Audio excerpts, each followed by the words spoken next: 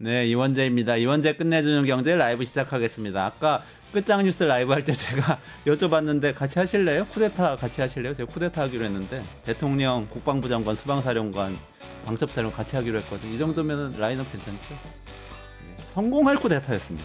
성공할 쿠데타였는데 전문가들 다 이렇게 얘기하고 술 먹고 뭐 이렇게 허술한 계획 짜가지고 그런 쿠데타였다라고 무시할 수 없는 쿠데타. 이런 쿠데타가 역사상 없다는 게 전문가들의 얘기고 그런데 실패한 이유는 단 한 가지. 시민들이 국회에 가서 막았기 때문에. 시민들이 거리에서 막았기 때문에. 그리고 탄핵도 안 될 탄핵이었잖아요.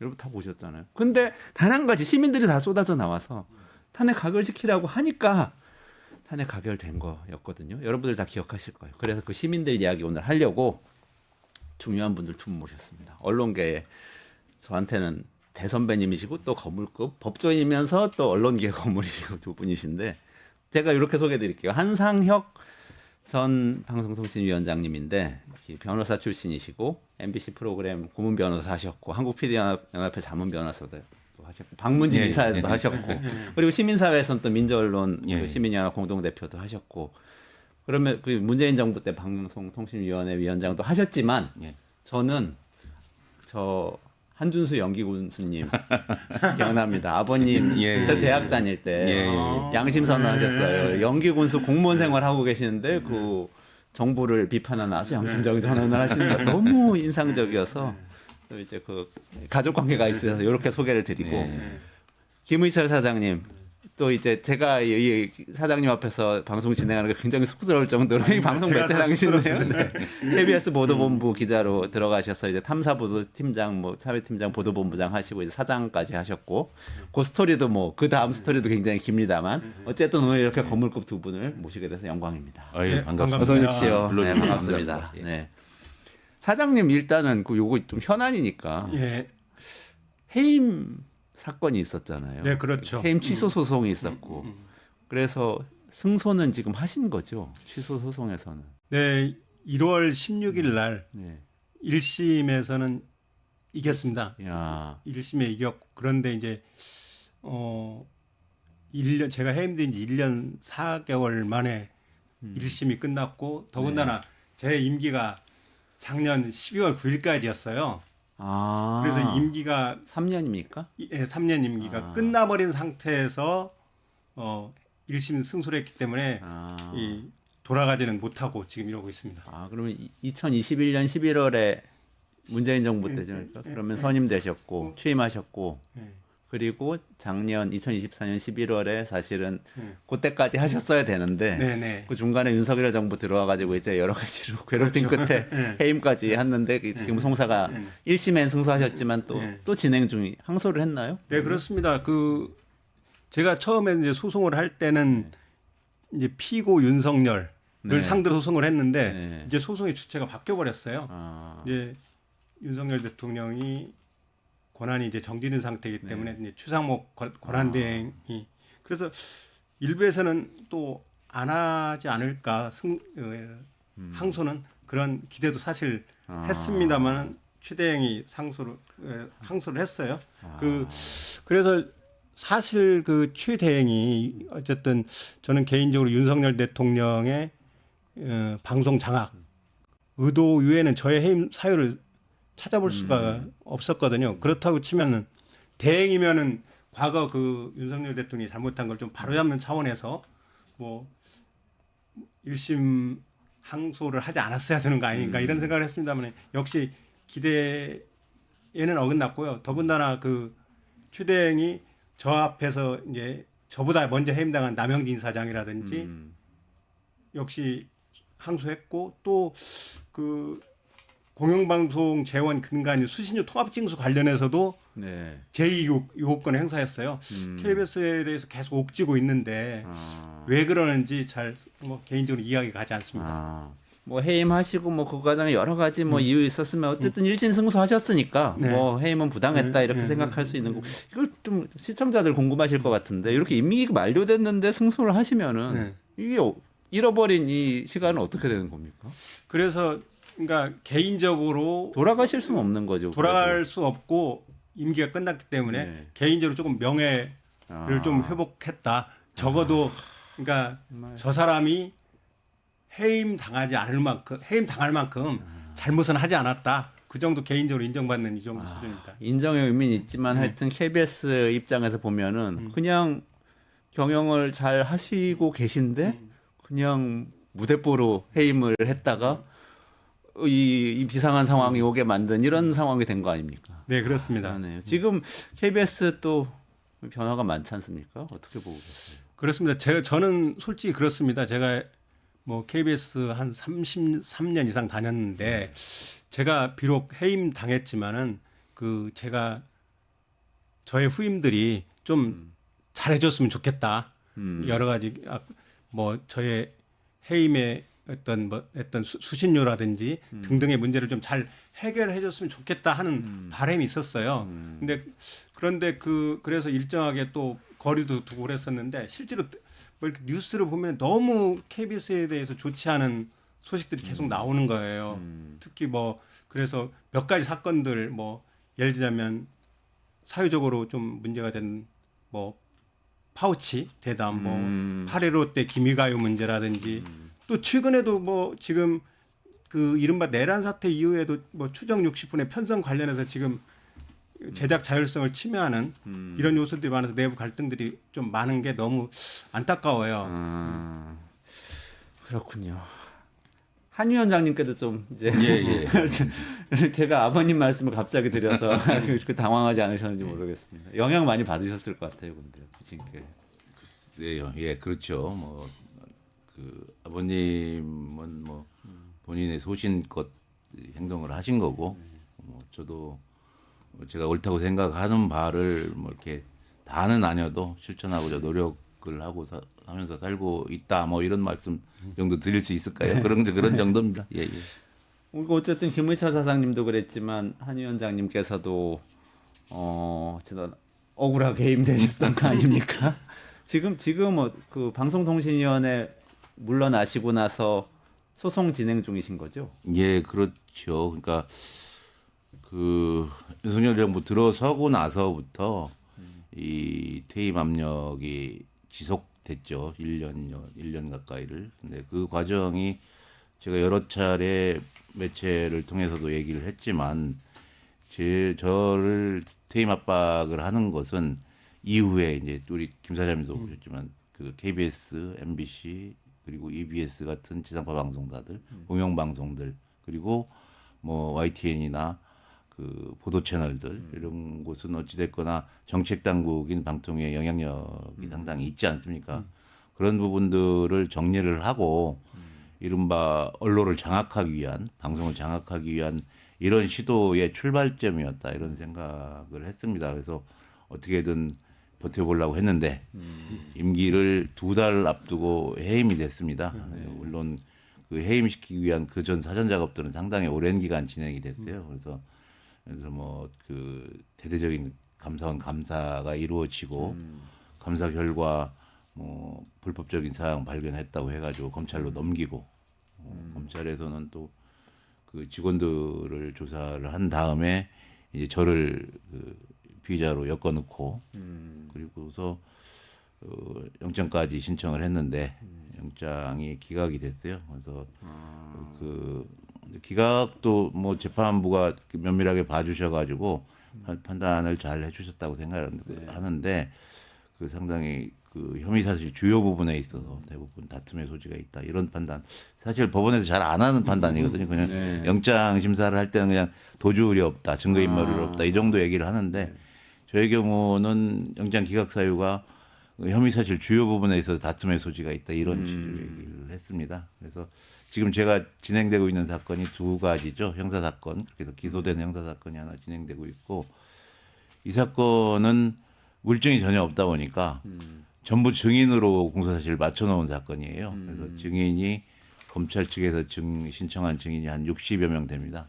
지금 23년 5월경에 기소돼서 지금 2년 가까이 되는데 지금 증인 신문을 한 10여 명 정도 10명 내외 이 정도 했습니다. 그래서 65명 다 신문을 하려면 언제까지 진행될지 잘 모르겠어요. 그래서 상당히 오랜 기간이 걸릴 것 같다는 생각이 들고 그리고 제가 제기한 해임 처분 취소 청구 소송은 이 형사 사건하고 연결이 돼 있어서 네. 재판부에서도 형사 사건 결과를 보자.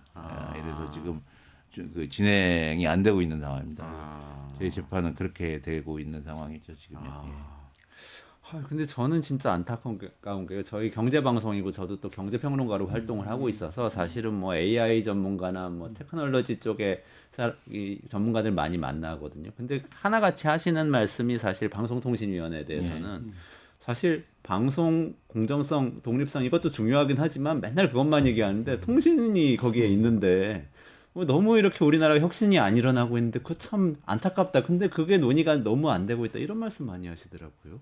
그러니까 저도 어찌됐거나 방통위에서 4년 남짓, 4년이 조금 안 되는 기간 근무를 했습니다. 그리고 제가 근무한 기간이 이른바 그 뉴미디어 플랫폼들이 영향력을 넓혀나가고, 심지어 지금은 AI 문제까지 있지 않습니까? 근데 이런 것들로 인한 폐해 그리고 경쟁력 문제 여러 가지 이슈들이 굉장히 많을 사안들입니다. 그리고 이런 것들이 이 방송하고 통신하고 나눠지는 것들이 아니라 이 같은 플랫폼을 통해서 송출이 되고 구분이 없어지다 보니까 이 정책 당국에서도 이 부분에 대해서 심도 있게 고민을 해서 비단 방송의 독립성, 뭐 그 언론의 중립성 이런 문제만이 아니고 미디어 산업 전반에 대한 정책들을 내오고 폐해 그 이런 뭐 영역이 확장되는 미디어가 확장되는 이런 상황에 대해서 고민을 해서 규제할 것들은 규제해야 되지 않습니까? 그런 것들을 하고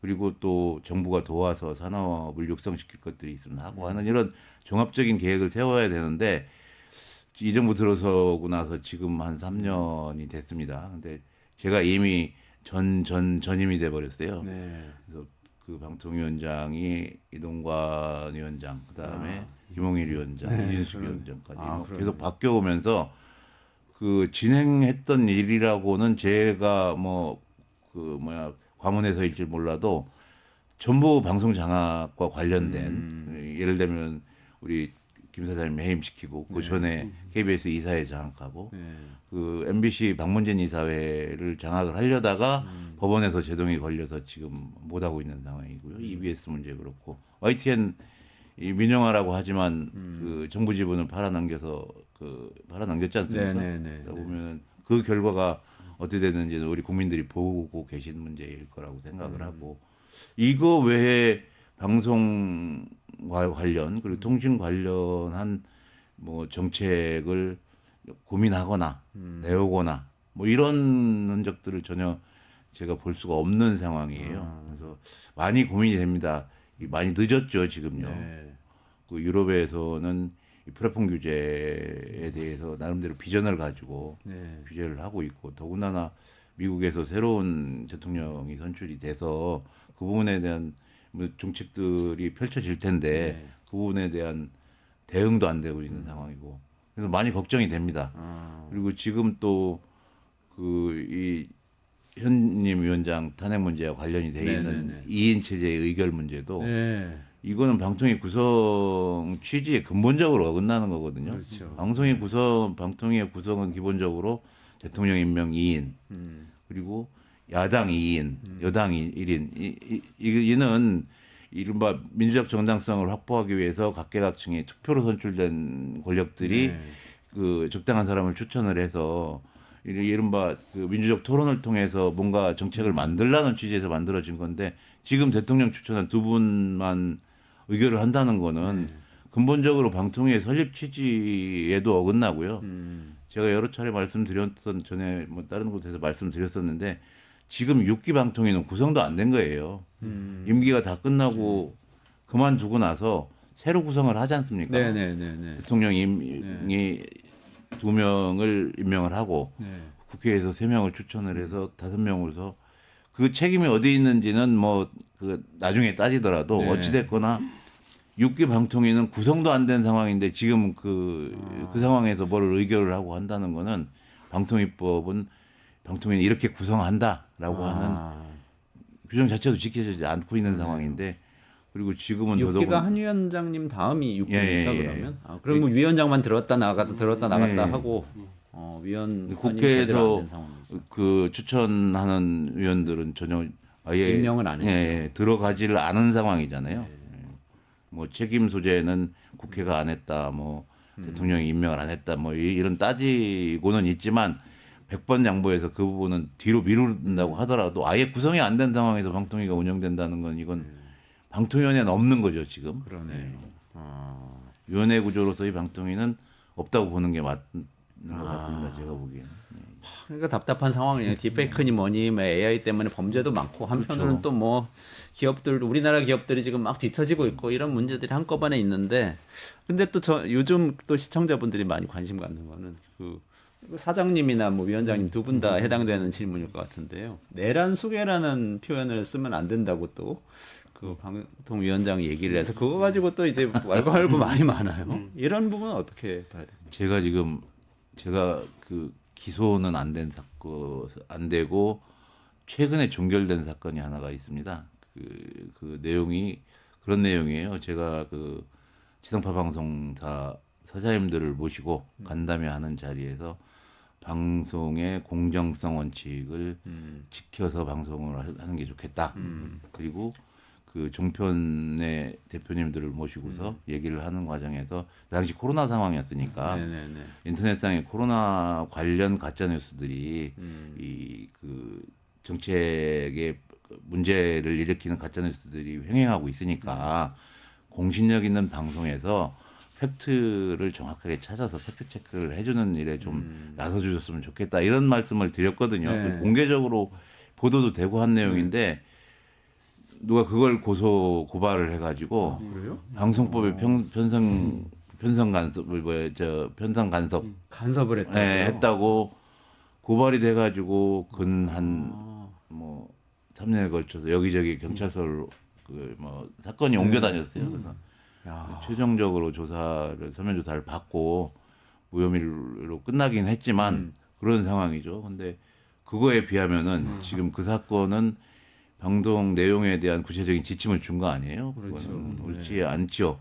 보도하는 입장에서 어떻게 보도하든 그 사람이 그 판단해서 하는 거고 그게 표현의 자유 영역이죠. 그리고 그거에 대한 평가는 시청자나 국민들이 하는 문제인데 그 부분을 방통위 그 규제 권한을 받는 위원장이 이래서는 안 된다. 이런 방송을 하면 안 된다. 이거는 방송법 규정에 정면으로 위반하는 내용이 아닌가라는 생각이 듭니다. 큰 문제가 있네요. 지금 어쨌든 간에 지금 막바지긴 합니다만 윤석열 씨 이 탄핵 헌법재판소에서 심판이 진행되고 있고 어쨌든 계엄 이후에 12.3 내란 이후에 저희 뉴스토마토도 그랬지만 모든 언론이 사실 막 너무 정신이 없었어요. 이게 도대체 무슨 일인가 했는데 두 분은 어떻게 보셨어요? 지금 언론들이 좀 제 역할을 하고 있다고 보십니까? 어떠세요? 참 뭐라고 좀 말씀드리기가 뭐 한마디로 말씀드리기는 어렵지만은 제가 이런 말씀을 드렸어요. 뭐냐면 1심 승소를 한 뒤에 그 윤석열 대통령이 계엄을 선포한 것은 언론의 책임도 크다. 이런 말씀을 드린 적이 있어요. 그게 뭐냐면 사실 언론이라는 게 그렇지 않습니까? 기본적으로 뭐 권력에 대한 견제, 감시, 비판 이게 뭐 언론의 기본적인 누구도 부인할 수 없는 기본적인 소명 아닙니까? 만약에 윤석열 대통령이 대선 출마부터 그 다음에 당선, 그 다음에 취임 이후에 여러 가지 말들 예를 들자면 그 윤 대통령은 자유민주주의 수호 그리고 반국가 세력 척결을 입에 달고 살지 않았습니까?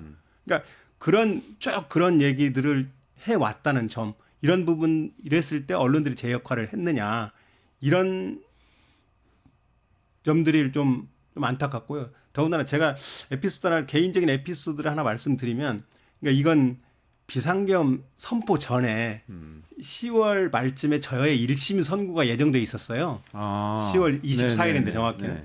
그때 제가 사실 저는 승소에 대한 확신이 있었기 때문에 제가 입장을 미리 써놓았었어요. 거기에 무슨 내용이 있었냐면 승소하면 발표하시려고 입장문을 써놓은 적이 내용이 있는데 거기에 뭐냐면 아까 이제 한 의원님께서 말씀하셨지만 그 언론 장악 현재의 그 언론 장악 과정에서 자세히 말씀을 드렸잖아요. 저는 그런 입장문을 써놨었어요. 물론 이제 재판이 연기가 돼서 발표가 안 됐지만, 그러니까 언론 장악 시도 자체 그 하나만으로도 윤석열 대통령의 탄핵 사유다. 제가 그런 얘기를 이제 써놓았는데 어쨌든 발표는 안 됐었고요. 그런 어쨌든 그 뒤에 이제 그 비상계엄이라는 상상할 수 없는 모두가 그냥 그 내용을 접했을 때 이거 가짜 뉴스야 사기치지 마 이런 반응을 보였을 정도의 그 상상할 수 없는 일이 벌어지지 않았습니까? 통상적으로 그러면 언론에서 그 전 국민들이 그 과정을 TV로서 생중계로 지켜봤단 말이죠. 그런데 요즘 그 뒤에 언론들은 어떤 태도를 보였습니까? 생중계로 자신의 눈으로 시청자들이 국민들이 본 사실조차도 부인하는 내용들을 그대로 중계를 합니다. 네, 맞습니다. 중계를 합니다. 좀 심하게 얘기하면 내란 세력이나 내란 동조 세력의 스피커 확성 역할을 하고 있는 겁니다. 언론이 그러고 있다. 언론이 그러고 있다고 저는 물론 전체 언론을 싸잡아서 이렇게 얘기하기는 그랬지만 많은 언론들이 그런 전 국민들이 보고 지켜봤던 이런 사항조차도 그렇게 그냥 정파적인 시각에서 자 우리가 이렇게 보다면 여기가 유리할까 어떨까 그냥 정파적 시각에서 계속 이른바 공정성 프레임에 넣고 지금 사안 자체를 다루고 있는 데가 꽤 있어요. 그게 현재의 지금 이제 탄핵과 내란이 이제 탄핵 심판이 진행 과정에서도 국민 통합에 실질적으로 많은 나쁜 영향을 미치고 악영향을 미친다고 생각을 하거든요. 그래서 그런 점에서 간단히 정리해서 말씀드리면 언론들이 이른바 내란 세력들의 스피커 역할을 하는 이른바 다운표 저널리즘, 받아쓰기, 비판 없는 받아쓰기, 검증 없는 보도 이런 부분들은 자제를 해야 실질적으로 국민 통합의 길에 언론들이 일정한 역할을 할 수 있지 않느냐 이런 생각을 하고 있습니다.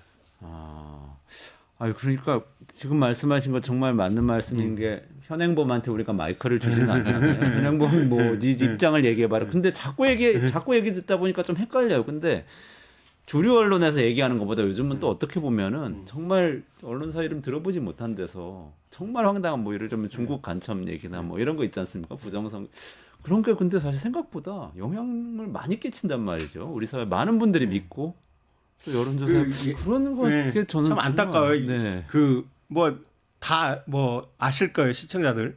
그 괴벨스라는 사람 아시잖아요. 그 나치의 선전부 장관. 그런 사람들이 그 사람이 그런 얘기를 했어요. 자 거짓말 한 번 들으면 부정한다. 두 번 들으면 의심한다. 반복되면 믿게 된다. 이런 어마무시한 말들을 했거든요. 거짓말을 계속하면 믿게 만들 수 있다. 뭐 그런 것들을 노리고 있는 거 아닌가 이런 생각 들어요. 그렇군요. 이게 얘기하다 보니까 너무 재밌는데 우리 시민영웅 얘기도 해야 돼가지고 좀 넘어가 볼까요? 괜찮으시면. 네.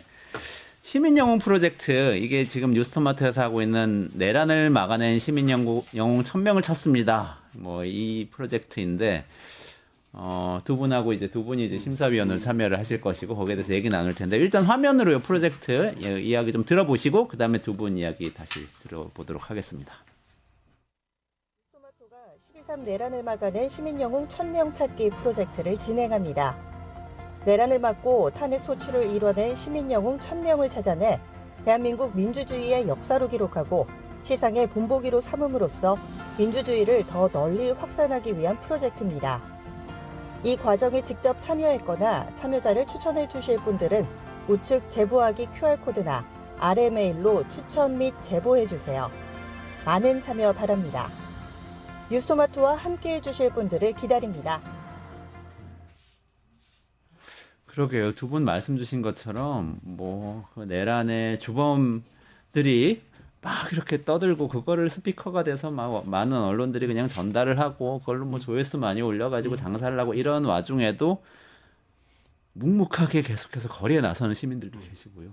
당일날 그 정신없는 와중에 국회로 뛰어가가지고 막 몸으로 막아낸 시민들도 계세요. 그래서 그런 것들을 지금 되새겨 봐야 되지 않을까 하고 뉴스토마토에서 프로젝트를 하는 건데요. 두 분이 또 참여를 해주셔서 천군 만마를 얻은 거 아니겠습니까? 두 분 어떻게 참여하게 되셨습니까? 예, 제가 먼저 예. 저는 계엄 당일은 보면서 가슴이 울컥했던 상황들이 꽤 있었습니다. 그러니까 처음에 그 시민분들이 군용 차량 앞을 막아서고, 그리고 사실 저는 뭐 외부에 있다가 집에 들어가는 과정에 소식을 들어가지고 바로 옮기지 못했는데, 현장에서 이 그 계엄군들의 진입, 헬기가 내리면서 그 공수부대원들이 막 국회를 침탈하는 과정에서 시민들이 막아서고, 그런 과정에서 와 저게 과연 가능할까? 가능하다면은 무엇 때문일까? 우리 세대는 그 광주의 영상물을 보면서 자기 자신의 인생의 진로를 결정하고 뭐 이런 일들이 많았지 않습니까? 그래서 그런 생각이 나면서 과연 그런 예전 기억을 반추하게 되고, 저분들이 진짜 이 계엄 내지는 내란을 막아낸 진정한 영웅들이다.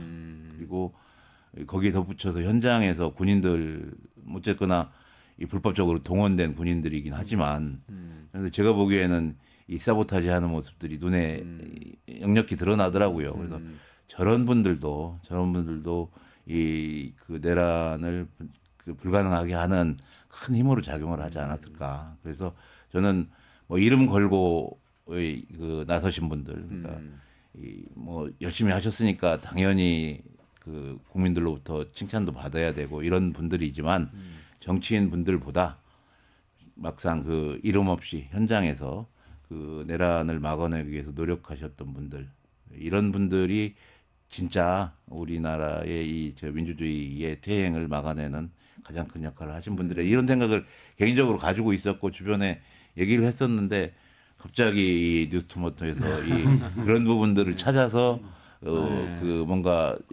찾아서 그 칭찬을 해주는 이런 프로젝트를 진행한다는 얘기를 듣고 제가 생각했던 거하고 딱 일치하는 이런 프로젝트였다는 생각이 들어서, 물론 권유도 있었지만 아니더라도 제가 직접 찾아와서 해야 될 일이 아닌가 이런 생각을 하게 됐습니다. 생각이 통했네요. 예. 그 뭐 한 위원장님의 말씀에 전적으로 개인적으로 동의를 하고요. 뭐 저는 그 부분 이제 거기 약간 개인적인 생각을 좀 덧붙여서 말씀드리면, 저는 그러니까 이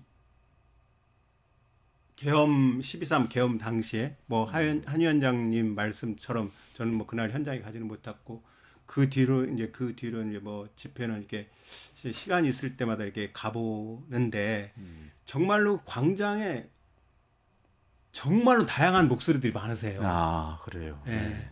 공장에 다양한 목소리, 자신의 입장에서 왜 이 자리에 나왔는지, 동기들도 다 제각각이고, 이른바 정체성들도 다 각각인 분들이 너무 많이 나오셔서 그 말씀을 하셔요. 근데 그 말씀 한마디 한마디가 저를 어쨌든 폐부를 찌는 경우가 많았었고, 또 저는 이제 또 기자 생활을 오래 했으니까, 야, 저거 좀 누가 기록해서 좀 역사적으로 남기면 어떨까? 뭐 이런 생각들, 정말로 중요한 자료가 될 텐데, 그리고 기본적으로는 그 밑바탕에 깔린 배경에는 뭐 윤석열 대통령이 맨날 하는 얘기 있지 않습니까? 도대체 2시간짜리 계엄이 어딨냐고. 아무 일도 일어나지 않았다. 근데 그 2시간짜리 계엄을 아까 사회자님께서 잠깐 모두에 말씀하셨지만, 결국은 이 2시간짜리 계엄을 만들고 실패하게 만든 게 우리 시민들 아닙니까? 그렇죠. 말 없는 다수. 그러니까 자기 묵묵히 현장에서 뭐 남태령이든 또 뭐 여러 가지 현장에서 자신의 목소리를 묵묵히 내고 하는 자기 민주주의와 주권을 지키겠다. 이런 분들이 많이 있지 않습니까? 그래서 그런 분들을 발굴하는 게 뭔가 있었으면 좋겠다 했는데, 마침 이제 뉴스 토마토에서 이런 행사를 한다고 해서 저는 뭐 두말하지 않고 적극적으로 하겠다 생각을 했고요. 또 하나는 또 뭐 지금 이제 정확히 드러나진 않았지만은, 또 이런 이렇게 시민들을 발굴하는 프로젝트들이 하는 언론사들이 좀씩 있는 것 같은데, 특히 뉴스 토마토에서 했을 때는 더욱 의미가 있겠다 이런 생각을 했어요. 그건 무슨 얘기냐면, 잘 아시죠? 그 이른바 윤석열 대통령이 뭐 계엄을 결심한 이유 중에 하나가 이른바 명태균 네, 게이트가 막 맞습니다. 본격화되고 네. 뭐 문자 소동 뭐 나오고 녹취 이런 막 나왔을 네, 때잖아요. 황금폰 나오고. 근데 막. 그걸 네. 처음에 수면 위로 끌어올린 언론사가 뉴스 토마토잖아요. 맞습니다. 그래서 그렇다고 치면은 약간 좀 과장해서 말씀드리면 결국 뉴스 토마토가 수면 위로 이 명태균 게이트를 수면으로 올려놨기 때문에 그건 다는 아닙니다만 올려놨기 때문에 이렇게까지 가는 거 아니냐 이런 생각들에서 뉴스 토마토라면 그냥 이런 일을 할 수 있는 자격도 있는 거 아닌가 뭐 이런 생각 다 됐습니다. 아이고 감사합니다. 근데 그렇다면 두 분 심사를 하실 거니까 예, 예. 누가 영웅일까요? 시민 영웅으로 찾는단 말이죠. 누가 영웅입니까? 그 상징적인 장면들이 많이 연출이 됐다고 생각을 합니다.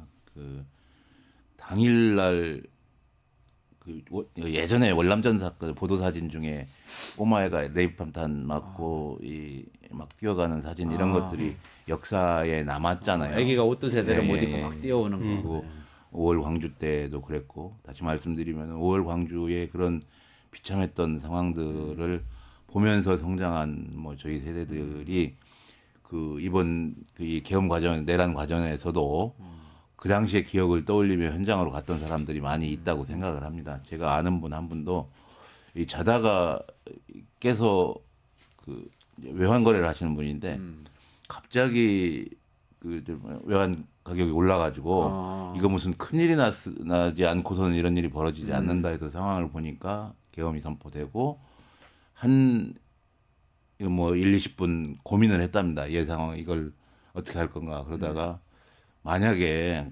현장에 가서 이거를 내 힘을 조금이라도 보태지 않으면은 나중에 크게 후회하는 삶이 되지 않을까 뭐 이런 생각에 현장에 갔다는 분들도 있고 그리고 그 남태령을 넘어간 농민들의 트랙터가 해방 이후 처음이라는 거 아니에요? 아무튼 서울 시내로 트랙터를 몰고 진입을 한 뭐 이런 것들 그리고 가장 그 감동적인 장면은 기세스 그 한남동에서 맞아요.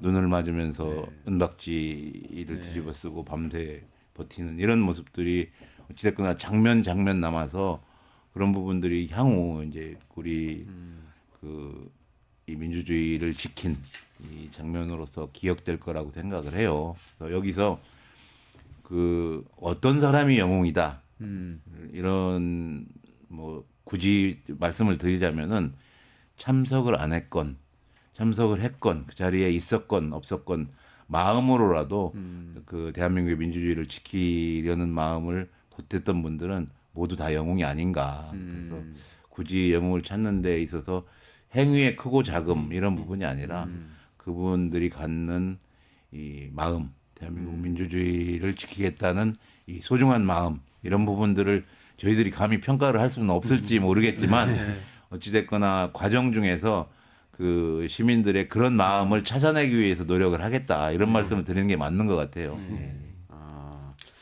뭐 저도 뭐 우리 한 위원장님이랑 느끼는 바가 좀 비슷한데요.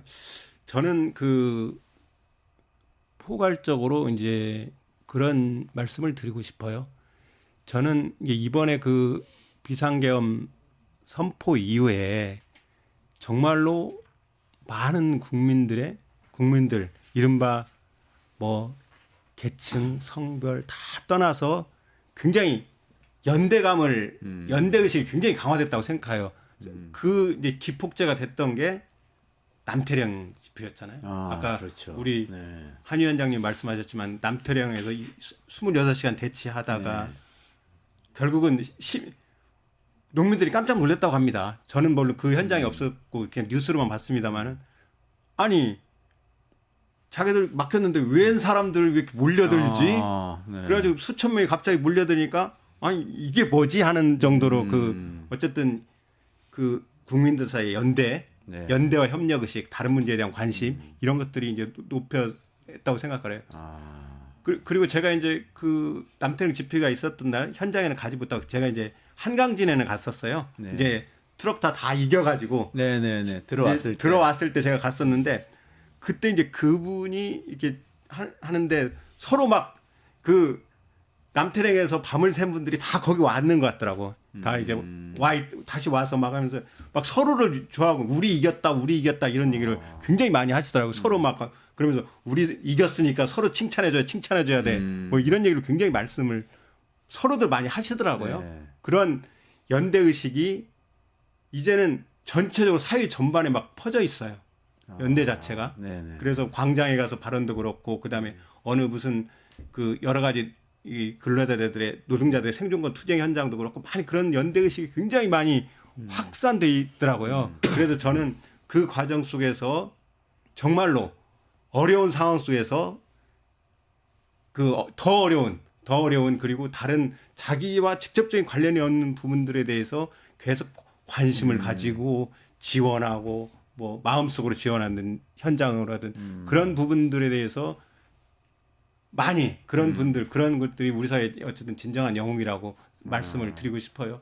물론 전제는 아까 한 위원장님도 말씀하셨지만은 모든 국민들이 이 내란을 2시간 만에 실패하게 만든 모든 국민들이 영웅이죠. 그렇죠. 예. 맞아요. 그리고 시민 영웅을 말씀하신 대로 이제 많은 분들이 이제 시민 영웅이잖아요. 그래도 우리 찾아야 되는데 어떤 기준으로 찾아야 됩니까? 그 말씀을 드렸지만 이 부분은 이 당부를 드리고 싶은 측면이 있는 겁니다. 이게 제가 조금 전에도 말씀드렸지만 마음이다 결국은 내가 이 상황을 막아내기 위해서 어떤 노력들을 했는지 그리고 어떤 마음을 썼는지 이런 부분들을 내 주변에 그리고 본인 스스로가 이 사례로 말씀을 해주시고 그런 것들을 네네. 말씀해 주시면은 어떤 엄혹한 상황에서 그 상황을 있는 그대로 기록하는 것도 중요하지만 과정을 통해서 조금이라도 뭐 이겨낸 네네네. 기록들이 쌓아져서 뭐 큰 성과로 남게 되고 그런 것들이 역사에 기록되면은 요번에도 그렇지만 예전에 과거 우리 민주주의에 대한 경험들이 없었으면은 이렇게 조기에 이 상황을 종료시킬 수 없었던 상황 아닙니까? 그리고 계엄 상황의 문제점에 대해서도 다들 느끼고 계셨고 또 이것을 해결하는 방식은 소수의 몇 명 엘리트들이 해결하는 것들이 아니라 국민들 스스로가 직접 나서야 해결된다는 생각들을 다들 가지고 계셨기 때문에 해결이 됐던 거잖아요. 그래서 지금 우리가 하는 작업도 이런 국민들이 또 앞으로 있어서는 안 되겠지만 혹여 또 유사한 상황이 오더라도 이때 우리가 이렇게 해서 이 어려운 상황을 극복을 했다. 그래서 대한민국의 민주주의를 굳건히 지켜냈다. 이런 마음들을 사례들을 모으고 마음들을 모아서 그것들을 기록으로 남겨줘야 이후에라도 성과로 뭐 기록이 될 수 있을 것 같다는 생각이 들어서 가급적이면은 많은 분들이 좀 쑥스러울 수는 있을 것 같아요. 내가 이런 거 했다라고 네, 얘기하기. 네, 네, 네. 그래서 나 당시에 어디서 무엇을 했다라는 말씀도 좋고 어떤 마음으로 기도를 했다는 말씀도 좋고 그 말씀들을 해주시면은 네네네. 내 주변에 봤는데 누가 그러더라. 제 얘기일 수도 있는데 집에서 제가 허리가 안 좋아서 며칠 누워 있는 동안 딸이 아빠는 왜 집회 안 나가냐고 막 시비를 걸더라고요. 그게 곳곳에서 벌어졌던 일이었을 거라고 생각을 해요. 그래서 그런 시민들의 마음을 찾아내고 하는 것들이 이 프로젝트의 의미인가 아닌가 싶어서 저희들도 어쨌거나 주변에서 뭐 추천만 기다릴 것들이 아니라 우리가 직접 좀 발굴을 해내고 찾아내고 주변에서 탐문을 하고 이런 일들이 있어야 될 거라고 생각을 합니다. 뭐 한 위원장님 말씀에 조금만 덧붙이자면 그렇습니다. 저는 이제는 아까 한 위원장님께서 쑥스럽다 이런 표현을 하셨는데 사실은 저는 각 개인들이 오히려 더 당당하게 나서야 될 때다 네. 이렇게 생각을 합니다. 네. 보통 이제 이렇게 집회 같은 거 가보면은 과거에는 이른바 집회 현장에서도 차별과 혐오 이런 언어들이 좀 많이 난무를 했었어요. 요즘은 이제 집회 현장에서 보면은 그런 것들이 많이 분위기가 사라졌기 때문에 이제는 예를 들어서 시민반 하시는 분들이 이렇게 소개합니다. 나는 뭐 비정규직이다. 나는 노동자다. 나는 알바한다, 나는 실업자다, 나는 구직자다. 아 맞아요. 그런 것들 많이 하고 나는 뭐 큐어다. 네. 아주 그런 우리 사회 금기시됐던 네. 언어조차도 이렇게 당당하게 표현을 하거든요. 그래서 저는 이 많은 시민들한테 부탁드리고 싶어요. 자, 나는 이 시점에 12월 3일 계엄 이후에 나는 이런 일을 해서 당당하게 내가 이 내란을 막아냈다.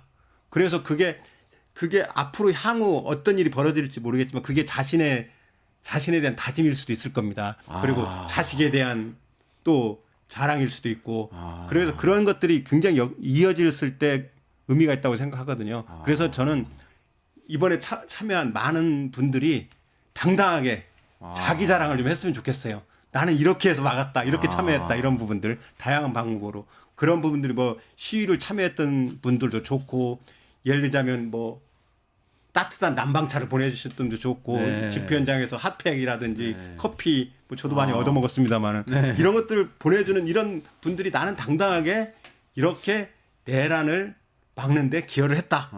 이런 것들을 좀 자랑할 수 있는 이런 분위기가 좀 되면 어떨까 이런 생각을 해봤습니다. 굳이 첨언을 하자면요. 지금 내란을 막아낸 영웅 이러니까 현장에서 군용차를 막았던 분들만 연상이 네. 1차적으로 연상이 되잖아요. 그게 아니고 요즘 뭐 그 무도함이 곳곳에서 벌어지고 있어요. 예를 들면은 대학에 가서 그 이 탄핵 반대 집회를 몇몇이 몰려다니면서 몇몇이 하죠. 그 전국을 돌아다니면서 무도한 상황들을 연출을 하는데 또 이것들을 막아내기 위해서 노력을 하시는 분들도 계시더라고요.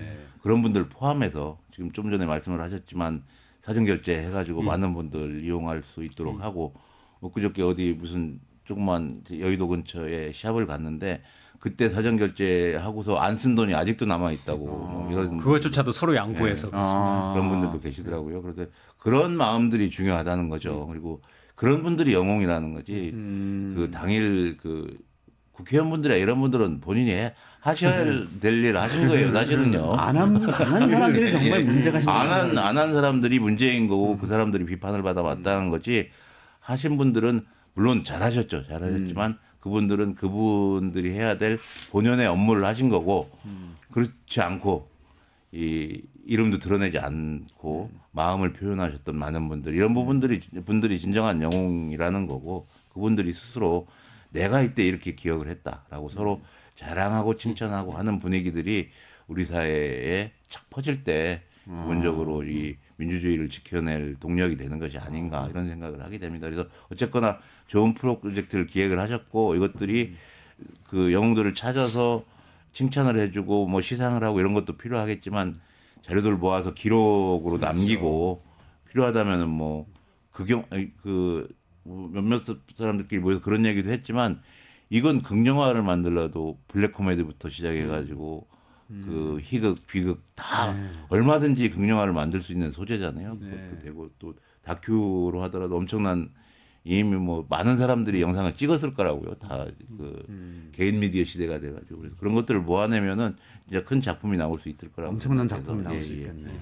그런 것까지 포함해서 이 프로젝트에서 해야 될 일로 그 기획을 해서 그 진행을 했으면 좋겠다 이런 생각을 합니다. 선결제 같은 거 들으니까 생각이 나는데 저도 아는 분이 커피 사업을 하시거든요. 근데 어떤 다른 사업을 하는 분이 트럭을 갖고 있어요. 또 어떤 다른 사업을 갖고 하는 분들은 뭐 이렇게 그 음료수를 포장을 해가지고 뭔가 판매하는 일을 해요. 이분들이 갑자기 막 연락하다 우리 뭐라도 해야 되지 않겠어? 그래서 트럭 있는 사람 트럭을 갖고 나오고 커피가 있는 사람 커피를 갖고 나오고 포장 판매되는 사람 나와도 현장에서 커피차를 했다고 그러더라고. 이런 식으로 뭔가 조금씩 참여한 사람이 정말 많더라고. 소중한 거죠. 그런 게 소중한 마음이죠. 그러니까 개인은 뭐 유약하지만 그런 집단의 지혜가 모였을 때는 굉장히 강력한 힘을 좀 발휘할 수 있다고 생각하거든요. 자, 그러면 우리 많은 분들이 좀 참여를 해주시고 그 참여하신 것들 기록으로 남겨서 어쨌든 한 위원장 말씀하신 거 너무 좋은 말씀이신 것 같아요. 괜찮은 작품을 한번 만들어 보자. 정말 시민 영웅 1000명이 참여해서 같이 이 내란과 계엄과 그리고 그 극복의 기억을 우리 대대손손 물려주는 기록을 한번 남겨보자. 이렇게 한번 프로젝트를 진행해 볼 수도 있겠네요. 예, 그 좋은 좋은 생각입니다. 네. 훌륭한 그 한류 콘텐츠가 되지 않을까. 한류 컨텐츠, 이른바 K민주주의 있지 않습니까? K민주주의 넷플릭스에도 올라갈 수 있어요. 그래요. 그렇죠. 넷플릭스 투자 받아서 하죠. 투자 받아서 좋습니다. 자료만 잘 보이면 많은 분들이 참여하셔서 투자 받는 거는 또 저희들이 뛰어가지고 해보겠습니다. 시간이 다 돼서 마지막으로 이제 여기 방송 보시는 분들한테 현재 상황하고 관련해서 좀 마무리 말씀 주시고 오늘은 좀 정리를 해야 될 것 같습니다. 벌써 시간이 휙휙 가버리네요. 아마 예상컨대 지금 조심스럽긴 합니다만은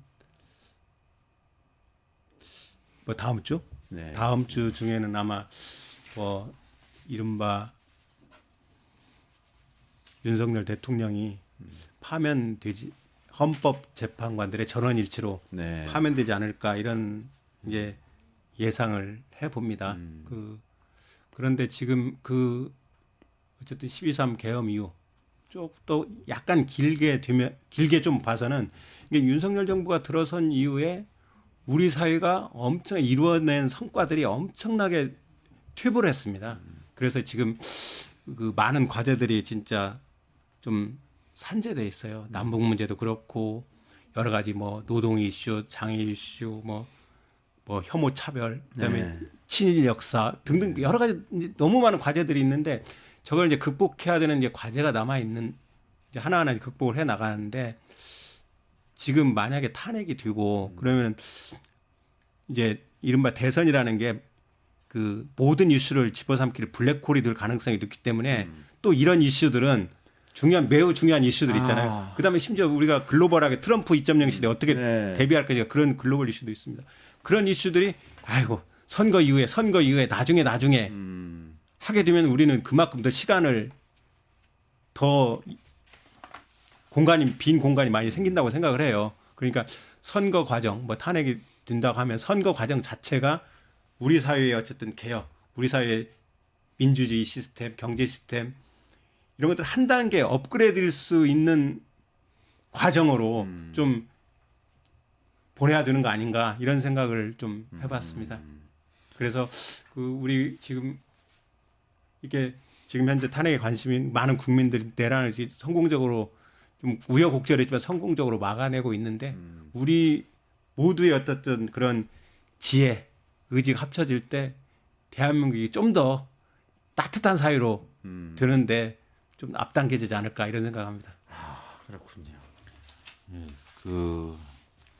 지난 윤석열 정부 3년간의 퇴행, 그러니까 뭐 모든 분야에 있어서 이 뭔가 성과를 낸다기보다는 거꾸로 그 과거로 돌아가는 퇴행하는 이런 모습들을 보여왔고 거기다가 이 계엄 상황이 빚어낸 이 효과들 어찌됐거나 막아내긴 했지만 종결도 안 되는 상황 속에서 계속 나락으로 떨어지는 듯한 분위기잖아요.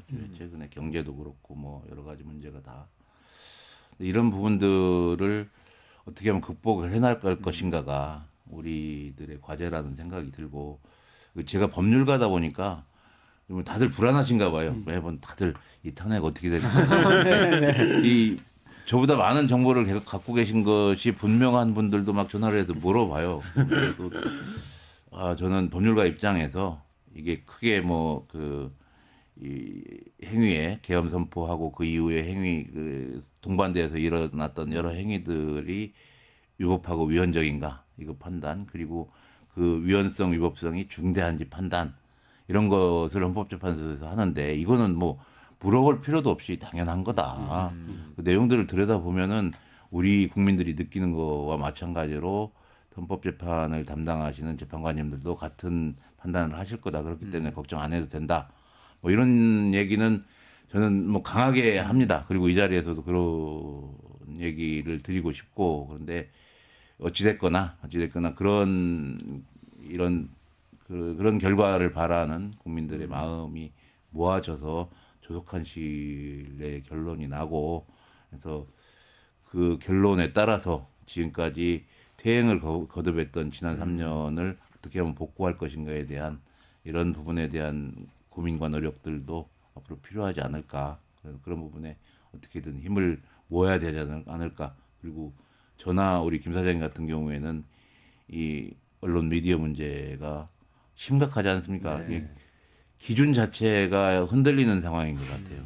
그래서 이 부분에 대해서도 좀 뭐 드리고 싶은 말씀 드리고 해야 될 일을 해야 되지 않을까 이런 생각이 듭니다. 그래서 각오를 다지는 이런 계기로 삼았으면 합니다.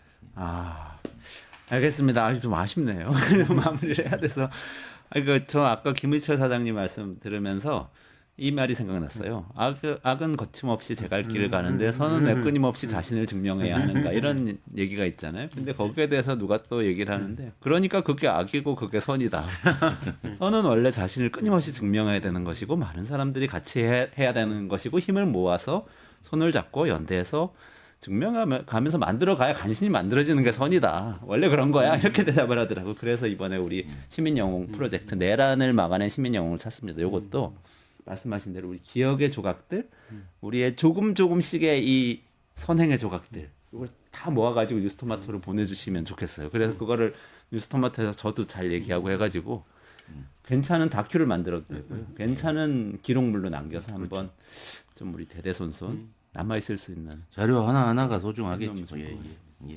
그 마지막으로 간단히 네네. 말씀드리면 그 뉴스토마토에서 이제 이 일에 깃발을 들고 시작을 했지만 저는 그러니까 다른 기관들 네. 이보다 뉴스토마토 외에도 다른 언론 기관들도 자료가 많이 있을 것으로 생각을 해요. 네네네. 24시간 뭐 금주 촬영한 영상도 있고 그다음에 많은 취재를 했기 때문에 여러 언론사들이 이번 과정을 통해서 취재를 했기 때문에 그런 언론사들도 함께 하면서 우리 함께 그 같은 그 역사적인 기록을 만들어 나가자 그런 생각으로 좀 많은 언론사들도 관심을 가지고 함께 했으면 좋겠다 이런 생각을 해봤습니다.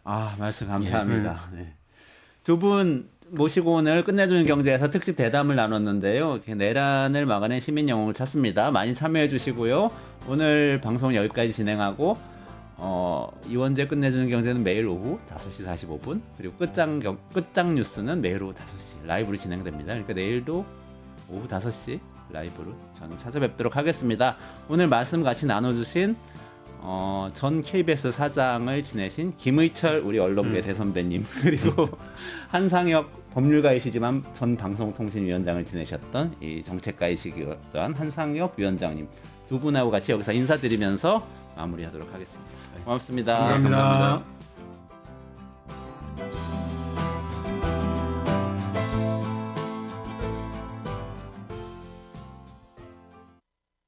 뉴스토마토가 12.3 내란을 막아낸 시민영웅 1000명 찾기 프로젝트를 진행합니다. 내란을 막고 탄핵 소추를 이뤄낸 시민영웅 1000명을 찾아내 대한민국 민주주의의 역사로 기록하고 시상의 본보기로 삼음으로써 민주주의를 더 널리 확산하기 위한 프로젝트입니다. 이 과정에 직접 참여했거나 참여자를 추천해 주실 분들은 우측 제보하기 QR코드나 아래 메일로 추천 및 제보해 주세요. 많은 참여 바랍니다. 뉴스토마토와 함께해 주실 분들을 기다립니다.